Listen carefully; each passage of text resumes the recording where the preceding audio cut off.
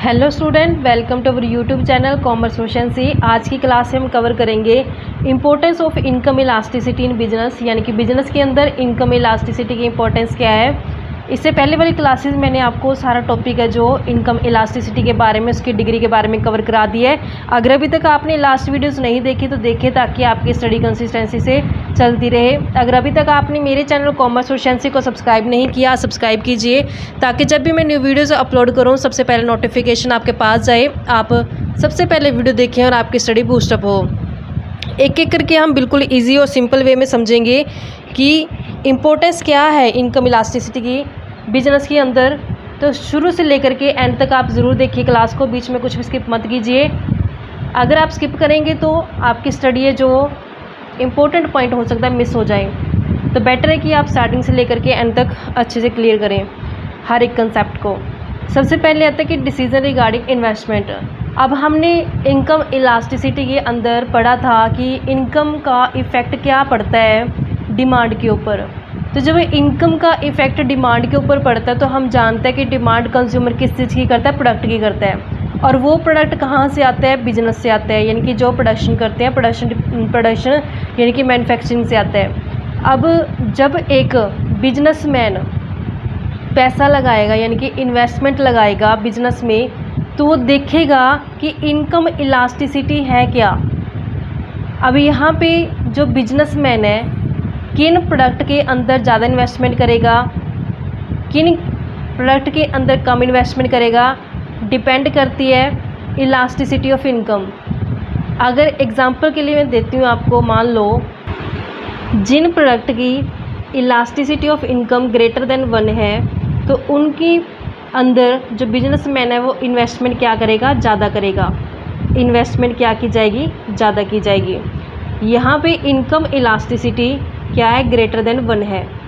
Income elasticity greater than 1 का मतलब क्या है कि मैंने आपको इनकम इलास्टिसिटी कैलकुलेट करने का फॉर्मूला जब बताया था, उसमें मैंने आपको बताया था कि हम कैसे कैलकुलेट करते हैं कि प्रोपोर्शनेट चेंज कितना आया है, किसके अंदर, इनकम के अंदर।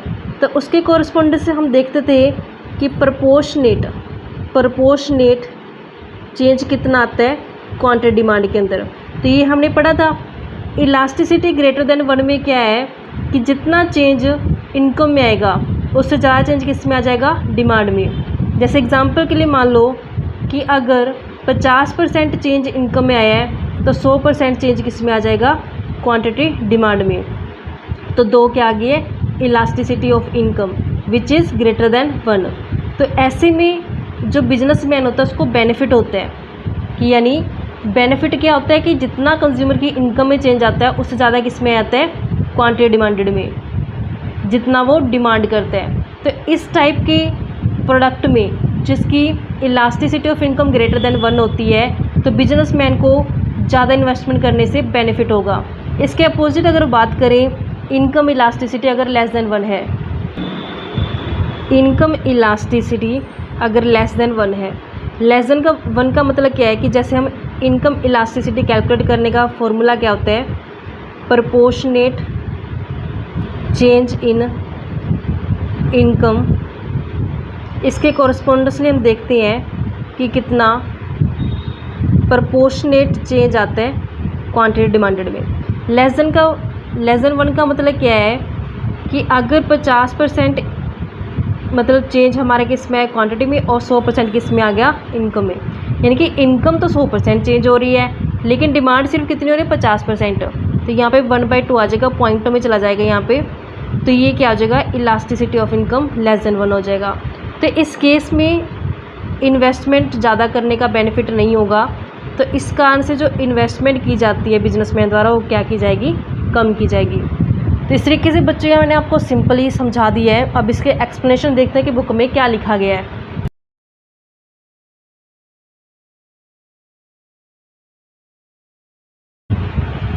Decision regarding investment, the rate at which income are rising, कहता है वो रेट जिस रेट से इनकम बढ़ती है डेवलप कंट्री में, तो उससे रिज़ल्ट क्या निकलता है कि जो डबल हो जाते हैं इनकम 20 या 25 साल से। कहते the rate at which income are rising in developed country result in doubling of their income in a period of 20 to 25 year.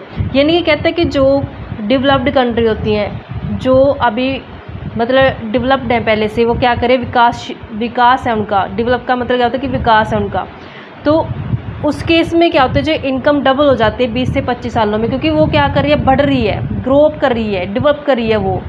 Even in under developed, जो अविकसित होती हैं, अविकसित का मतलब क्या है कि अभी जो विकास जिनका हुआ नहीं है, विकास जिनका चल रहा है, जैसे इंडिया होगी अपनी।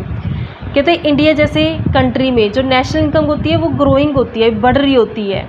Throw growth rate is not as a study as in the case of developed country.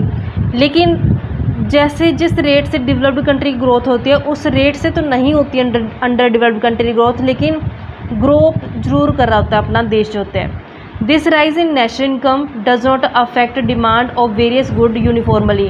अब जैसे नेशनल इनकम बढ़ेगी उसका अफेक्ट है जो हर एक गुड्स के ऊपर सेम नहीं पड़ने वाला, क्योंकि हर एक गुड्स के ऊपर अलग अलग इफेक्ट देखने को मिलता है। From the point of view of the producer this effect is of considerable importance as it help them in reallocating resources among different industry. तो यहाँ पे जो प्रोड्यूसर होता है वो इफ़ेक्ट देखता है कि कंसिडरेबल इम्पोर्टेंस है क्या, जिसकी मदद से क्या करता है प्रोड्यूसर, री एलोकेट कर देता है रिसोर्सेज को अलग अलग इंडस्ट्रीज़ के अंदर।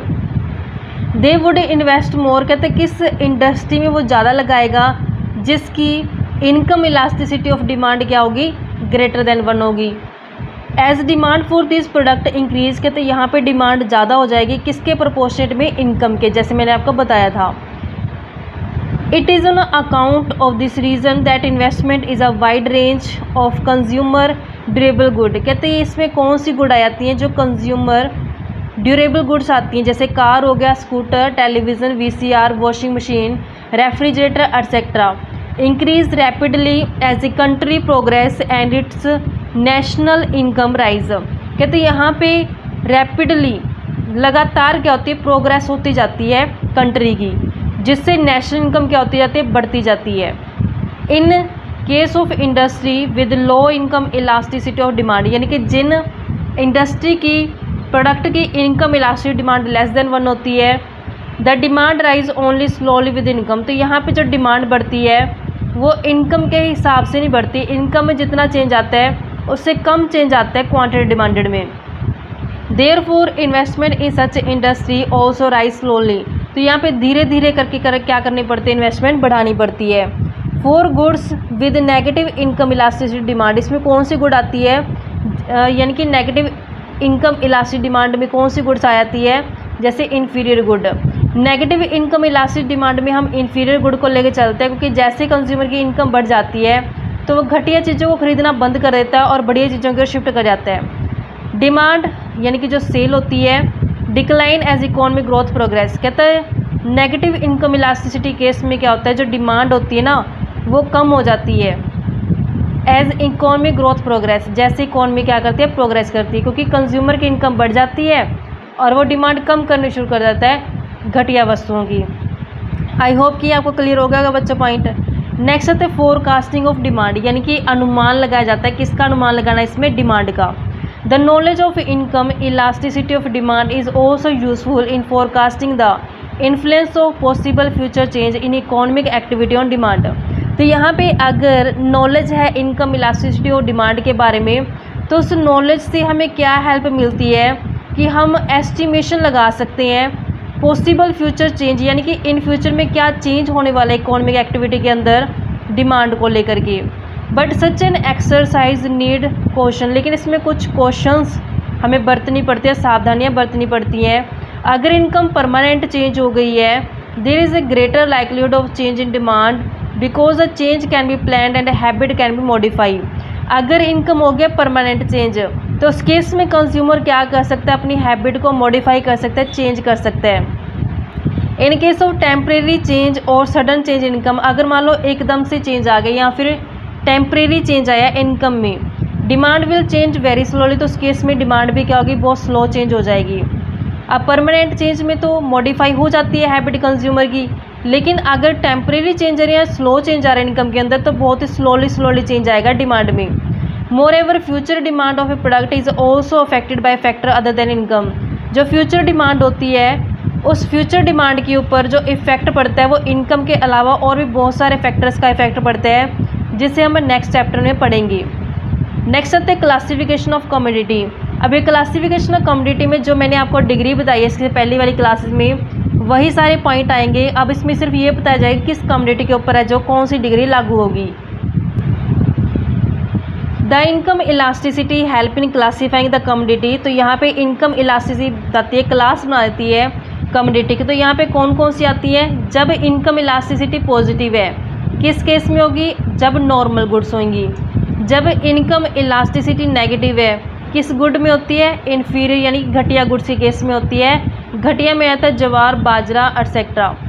इन्फीरियर गुड्स होती है, इसमें इनकम इलास्टिसिटी क्या होती है? नेगेटिव होती है। अगर इनकम पॉजिटिव है और ग्रेटर देन 1 है, इनकम इलास्टिसिटी और डिमांड पॉजिटिव है और ग्रेटर देन 1 है, द कमोडिटी इज़ लग्जरी। तो कमोडिटी क्या होगी? लग्जरी होगी। Example TV set, car etcetera is a highly income elastic. ये क्या होते हैं? हाईली इनकम इलास्टिक होते हैं। इनकम इलास्टिक पॉजिटिव है लेकिन लेस देन यूनिटी है तो income positive but less than unity. The commodity is an essential one. ये कौन सी होती है? जो ज़रूरी होती है, जैसे फूड ग्रेन हो गया। इनकम इलास्टिसिटी ज़ीरो का मतलब क्या होता है कि इसमें क्वांटिटी के ऊपर कोई इफेक्ट नहीं पड़ता, चाहे कंज्यूमर की इनकम कम हो या ज़्यादा हो। The commodity is neutral. Commodity क्या होती है? न्यूट्रल होती है। इंस्टांस कंजप्शन ऑफ कमोडिटी, जैसे साल्ट हो गया, मैचिस बॉक्स हो गया, तो ये कंज्यूमर को इसकी ज़रूरत पड़ती है, चाहे उसके पास इनकम हो, कम हो, ज़्यादा हो, ये उसको नेसेसिटी है कि चाहिए होते हैं गुड्स। इस केस में जो इनकम इलास्टिसिटी क्या होती है? ज़ीरो होती है।